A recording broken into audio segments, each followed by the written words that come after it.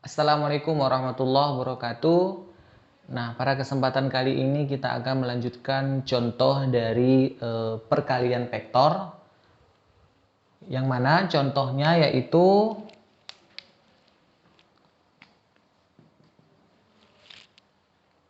tentukan sudut lancip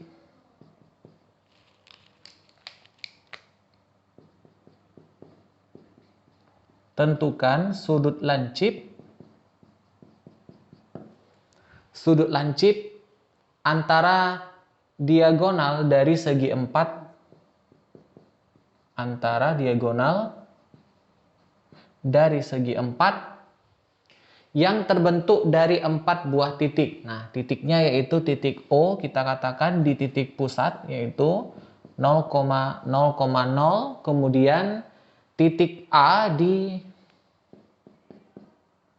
pada titik 3,320, kemudian titik B pada titik 460, dan titik yang keempat yaitu titik C di titik 130. Oke, dari keempat titik ini kita akan tuliskan bentuk gambarnya dalam bentuk diagram kartesius pada koordinat kartesius. Nah, ini artinya bahwa titik O itu ini nilai X, ini nilai Y, dan ini nilai Z. Dari keempat titik, nilai Z-nya semua adalah 0. Sehingga kita hanya menggambarkan koordinatnya dalam koordinat kartesius, yaitu sumbu X dan sumbu Y saja. Karena keempat titik ini memiliki nilai Z yang 0. Yang pertama yaitu titik 0, 0, 0. Berarti dia di titik pusat. Ini adalah titik O. Yang kedua, titik 320, berarti X-nya 3, Y-nya 2. Nah, sekarang kita buat dulu skalanya. 1, 2, 3, 4. 1, 2, 3, 4, 5, 6. Nah, 3, X-nya 3, Y-nya 2. Berarti X-nya 3, Y-nya 2. Ini adalah titik A. Kemudian titik B pada titik 460. Berarti X-nya 4, Y-nya 6, Z-nya 0. Oke, ini adalah titik B. Dan yang terakhir titik C pada titik 130. 1, X-nya 1, Y-nya 3. Oke, ini titik C. Maka dari keempat titik ini kita gabungkan akan membentuk sebuah segi 4 ya.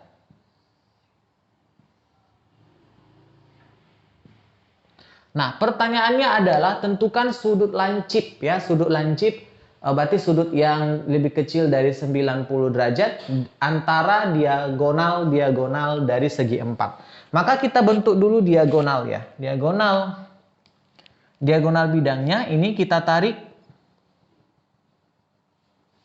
Kemudian ini kita tarik. Oke, maka sudut lancip dimaksud adalah sudut yang lebih kecil dari 90 ya, kira-kira yang ini. Oke. Bagaimana kita menentukan sudut lancip ini? Nah, kita bisa menggunakan perkalian vektor. Nah, sekarang kita lihat yang manakah kita kalikan vektornya, yaitu antara vektor OB dan vektor AC. Oke. Jadi, sudut terbentuk ini yaitu sudut antara OB dan CA ya, dan CA kita katakan. OB dan CA. Sekarang kita akan mencari dulu vektor OB nilainya berapa. Nah, vektor OB adalah titik B dikurangkan dengan titik O. Maka ini titik B koordinatnya di mana? Di 4, 6, 0. Titik O di mana? 0, 0, 0. Sehingga vektor OB itu nilainya adalah yang X dikurangkan dengan yang X, yang Y dikurangkan dengan yang Y, hasilnya adalah 460 ya. Atau secara komponen vektor ini kita bisa tuliskan adalah 4i ditambah 6j, sedangkan nilai K-nya adalah 0. Kemudian kita lihat yang CA. Nah, vektor CA berarti kita belum tahu ini berapa vektor CA ini. Tapi dari gambar kita bisa lihat bahwa vektor CA ini berhubungan dengan vektor OC dan vektor OA.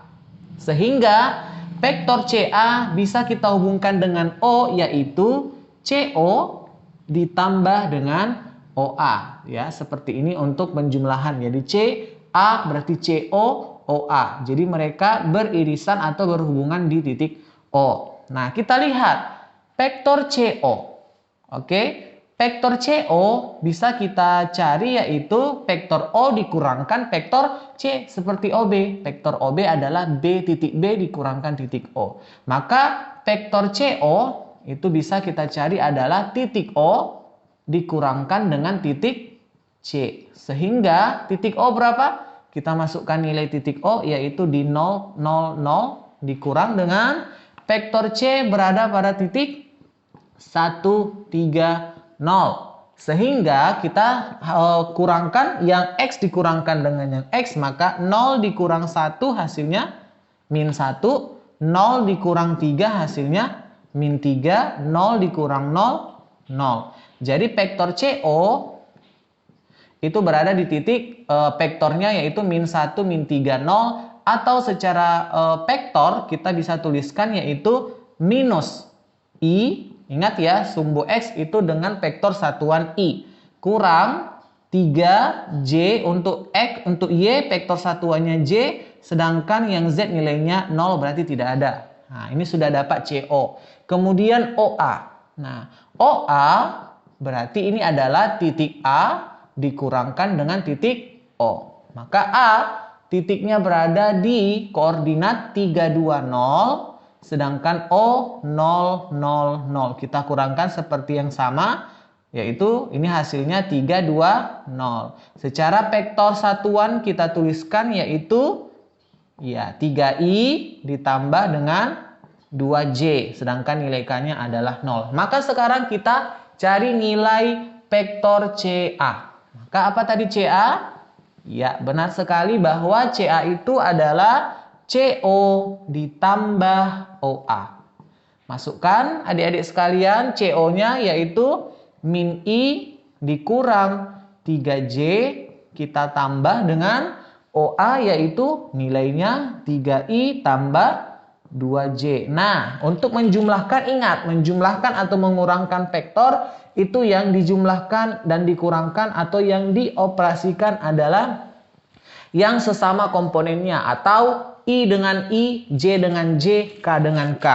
Oke ya. Maka ini kita lihat yang I minus I ditambah 3I. Berarti ada minus 1I. Ini nilainya minus 1. Ini tambah 3. Berarti minus 1 tambah 3 adalah 2 ya. Jadi 2I. Minus 3 ditambah 2. Minus 3 tambah 2 berarti minus 1 atau minus J. Kalau 1 kita tidak perlu tuliskan angkanya ya. Berarti ini 2I kurang J. Ini adalah vektor CA. Nah, bagaimana kita menentukan sudut antara vektor CA dan vektor OB? Kita gunakan perkalian dot ya. Bahwa perkalian dot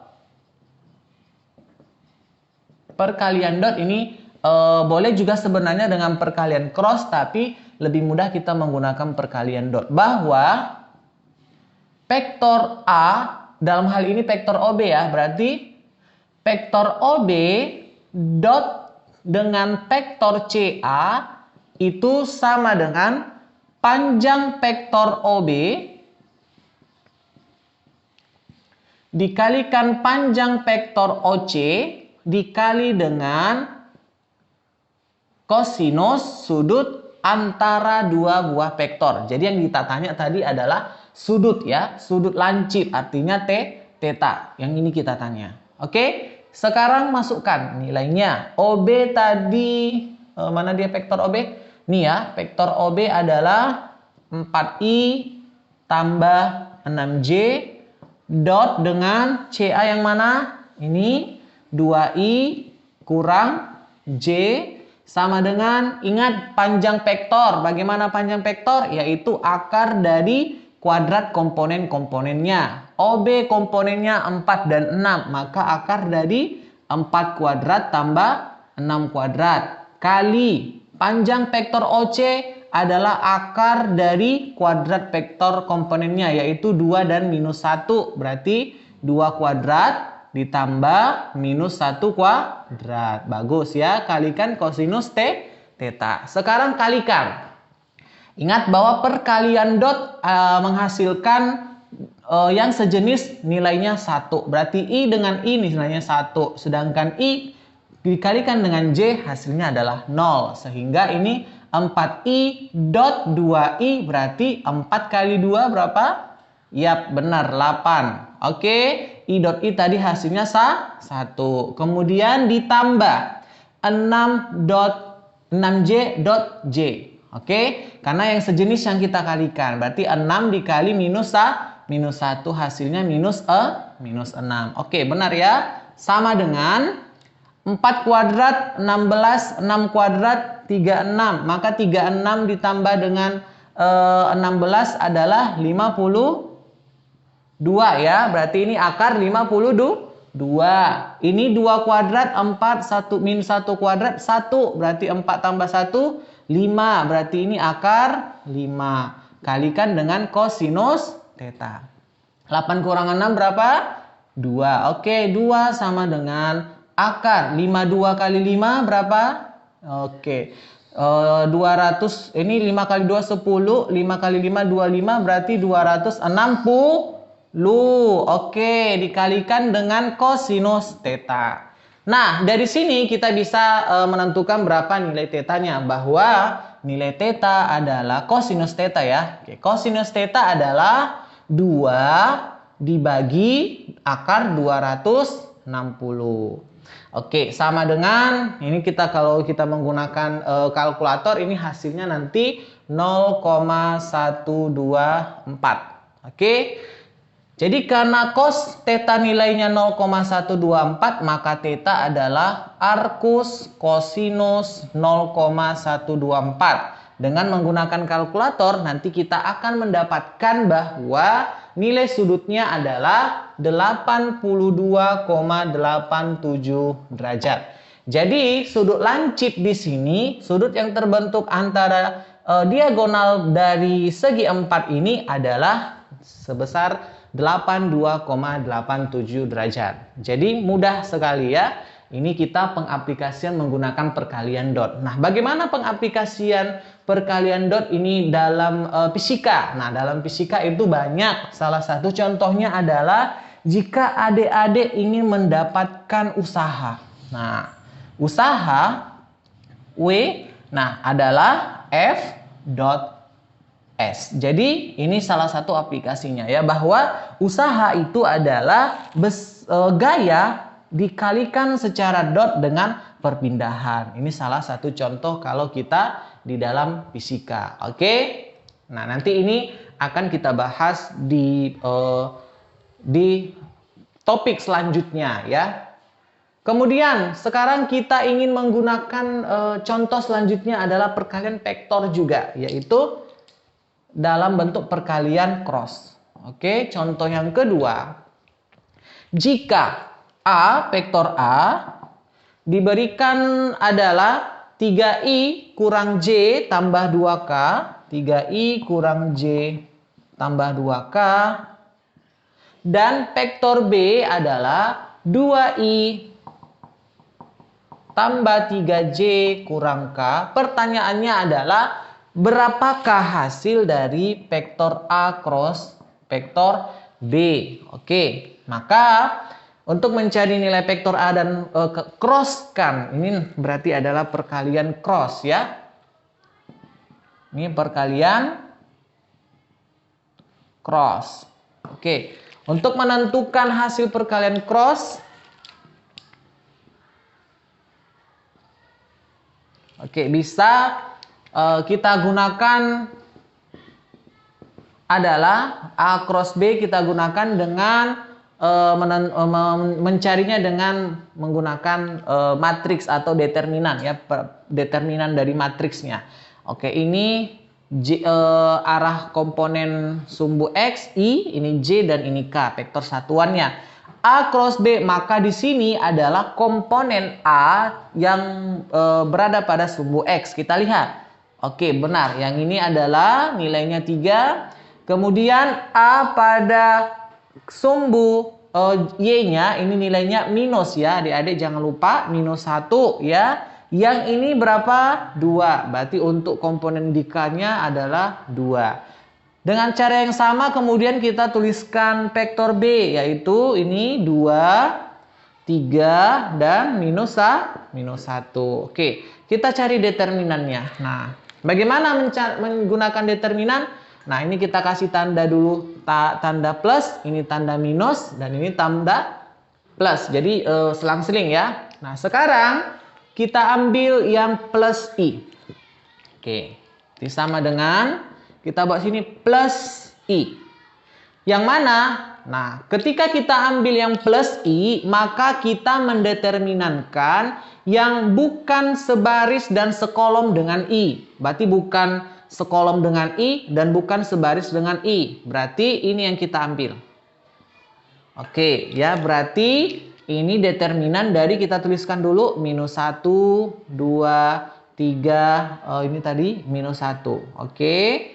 Kemudian minus J. Oke.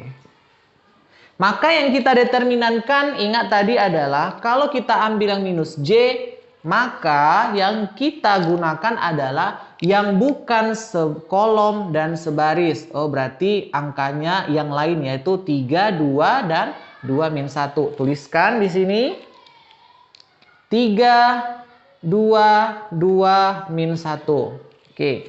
Kemudian kita ambil yang plus K yang terakhir ya. Plus K berarti ini yang kita ambil komponen yang lain yang tidak sebaris dan tidak sekolom dengan K. Berarti angka yang lainnya adalah 3, min 1, 2, dan 3. 3, min 1, 2, dan 3. Nah, sekarang sudah dalam bentuk matriks 2 kali 2 ya. Secara biasa ini kalau kita determinankan berarti ini adalah A kalikan D dikurang B kalikan C. Jadi selang dikurangkan diagonal yang lain. Oke, min 1 kali min 1 hasilnya adalah 1. Kurang 3 kali 2 hasilnya 6. Oke, kemudian yang ini minus J. 3 kali minus 1 hasilnya minus 3. Dikurang 2 kali 2 hasilnya 4. Ditambah arah vektor K. Oke.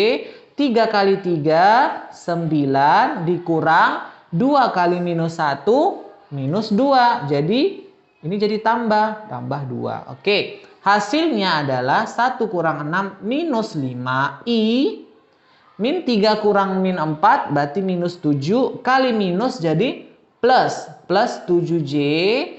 9 tambah 2 adalah 11. Berarti tambah 11K. Ini adalah hasil dari perkalian cross antara A cross B. Nah, di dalam fisika perkalian cross ini juga digunakan. Ketika sebuah vektor di-crosskan dengan vektor yang lain akan menghasilkan besaran vektor juga. Pada persamaan bagaimanakah yang ada di dalam fisika? Ya, benar sekali adik-adik. Kalau adik-adik sekalian pernah kita mempelajari gaya Lorentz. Nah, maka di dalam persamaan gaya Lorentz itu merupakan perkalian Q muatan listrik dari muatannya, yaitu kemudian perkalian antara kecepatan di-crosskan dengan B. Oke? Nah, jadi hati-hati. P cross B itu berbeda dengan B cross P. Ya, apa bedanya? Arah hasil vektornya. Kalau P cross B itu adalah minus dari B cross P atau arahnya berlawanan. Jadi ini harus hati-hati. Ini salah satu contoh di dalam fisika penggunaan dari perkalian vektor crossnya. Terima kasih adik-adik. Kalau ada pertanyaan silahkan nanti berikan pertanyaannya di kolom komentar. Terima kasih.